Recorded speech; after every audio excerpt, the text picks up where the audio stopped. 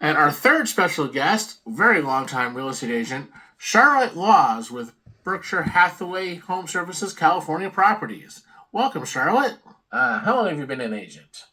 35 years. All right.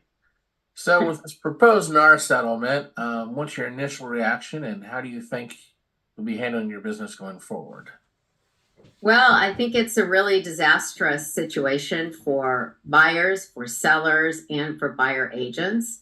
And it puts the focus on money, which has actually been unethical ever since I became an agent.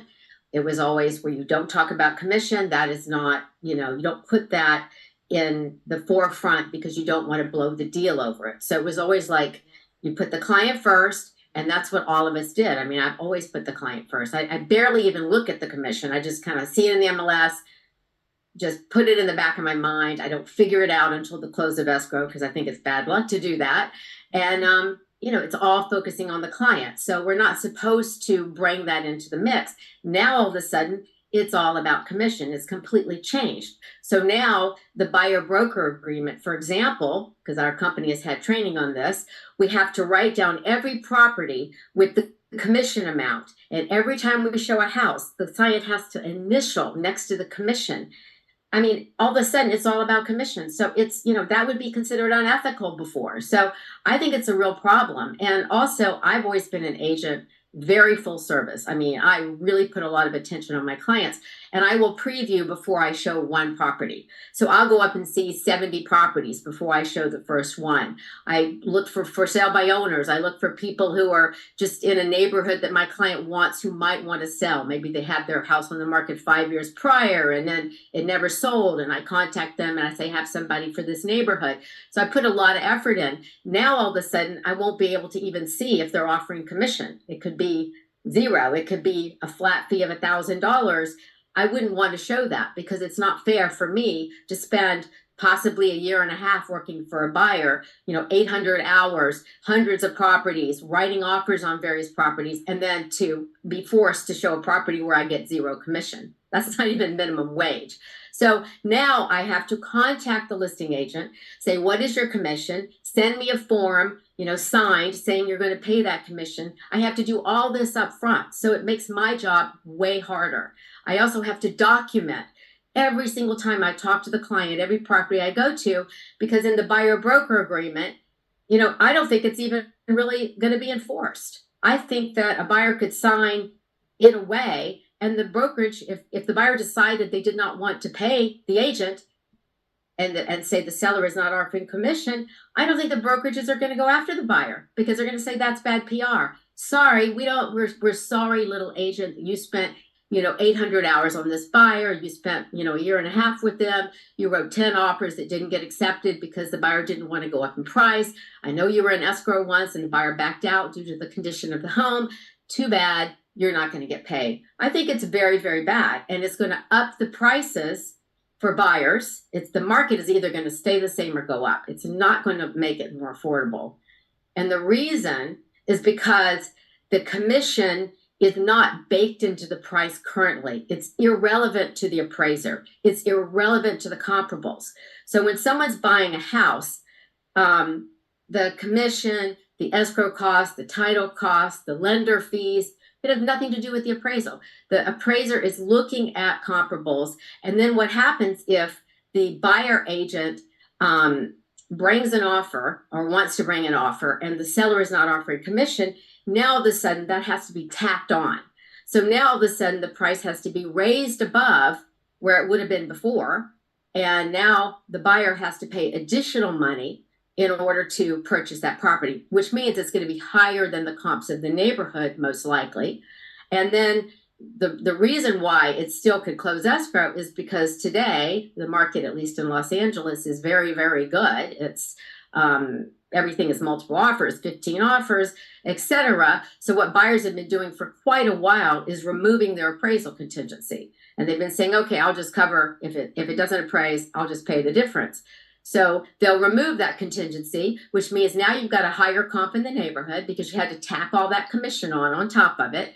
And so the next neighbor who wants to sell goes, oh, well, they sold it for X, so I'm going to put it at this.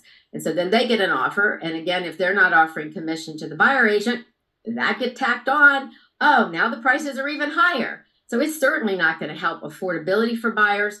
And especially, buyers just don't have a lot of extra cash. I mean, that's my experience.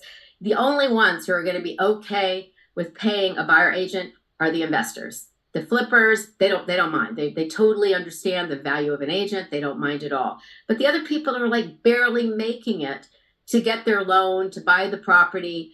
And, I just can't, it's hard for me to even envision any of my clients saying, oh, sure, no problem. I'll just pay the buyer agent, because I see what they're going through to try to get that loan and how hard it is for them to qualify for that loan. So how are you going to be conducting yourself going forward? What changes are you making to your business? Well, I mean, I'm gonna, I'm gonna have to see if I can get a buyer to sign a buyer agreement. I mean, I've never asked anyone in my entire career. I've always worked on contingency. So I don't know how that's going to pan out. I don't want to have to change my model. I don't want to have to, reduce the amount of work that I do. I don't want to have to say to people, sorry, you find the house, and I'm not going to help you find the house. You find the house, and then I'll help you with the transaction. Or I don't want to have to do that, because I really like helping people. That's why I came into this business.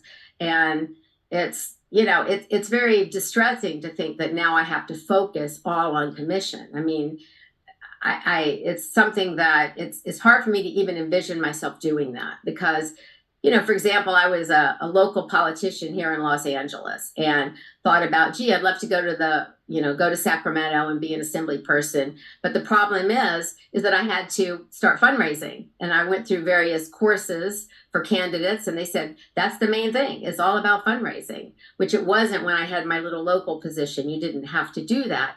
And I thought, well, I'm not interested in fundraising. I don't want it to be all about money. If that's what it's about, I can't be a politician. So that's going to be the question going forward. Can I continue to be a real estate agent? And I think that the goal for some reason, the goal with these class action attorneys, the DOJ, et cetera, I think is secretly to eliminate the buyer agent. I think that what's going to happen is a lot of buyers are just going to go to the listing agent. It's going to be a dual agency situation. And what happens with dual agency frequently is that somebody is disgruntled. The buyer thinks, oh, you favored the other side. You don't even like me. You're just all about the seller. And what happens is lawsuits. So sellers are going to get sued more. Companies are going to get sued. The whole thing is going to be a big mess.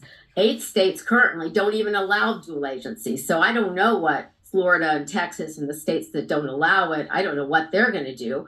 But I do believe in California that more buyers are not really going to see as much inventory, because as I said, I scour stuff. I look for the hot deals. I look for ways for people to make money. That's always been my forte, is kind of turning regular people into wealthy people, making them investors. Sure, they might love living in their house. It's a great house for them. But my focus is always like, how are we going to make you a ton of money off this property? How are you going to permit this room that's not permitted, so that all of a sudden you have more square footage, or take out this wall, or change this, and then when you sell it, you're going to make a huge windfall. That's kind of always been my focus.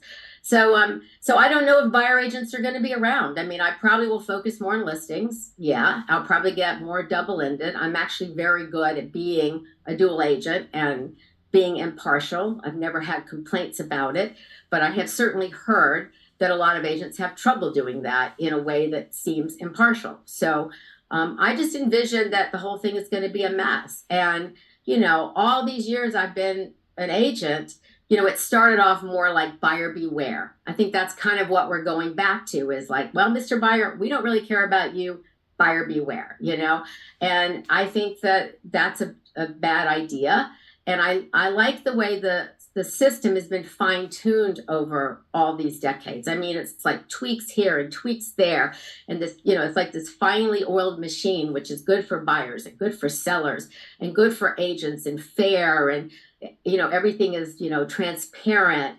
And now all of a sudden, it's like these class action attorneys, the DOJ, they're just coming in with a wrecking ball and going, we don't really care what the ramifications are. Just knock all this stuff down. And I'm just really mystified. I'm heartbroken. I just can't even believe they're tearing this entire structure apart when it works so well. And, honestly, I will take a lie detector test. I have never run into a seller who minds paying a buyer agent. And they're not really paying the buyer agent, by the way. They're paying the listing agent who pays the buyer agent. So this whole idea that the seller is paying actually is not really accurate. They're paying the listing agent, who then is kind of offering what you might call a referral fee to the buyer agent to bring the client. And when I sign listing agreements, I've never filled in the section that says how much is offered to the buyer agent. So I can always tweak it later if I want to. I can offer more commission if the property is not selling. I can say I want to up it to whatever amount, and offer them more and I'll take less. Or if my client, the seller, says, oh, I want you to put some expensive ads in these magazines, I'll be like, oh, now I've got to expend a whole lot more money that I wasn't counting on. So I'm going to offer a little bit less commission to the buyer agent. So I'm able to do that because I don't fill out that part of the form, and because the commission is coming from my company, not really from the seller. All right, thank you, Charlotte. That was a very different perspective, and we appreciate hearing all sides.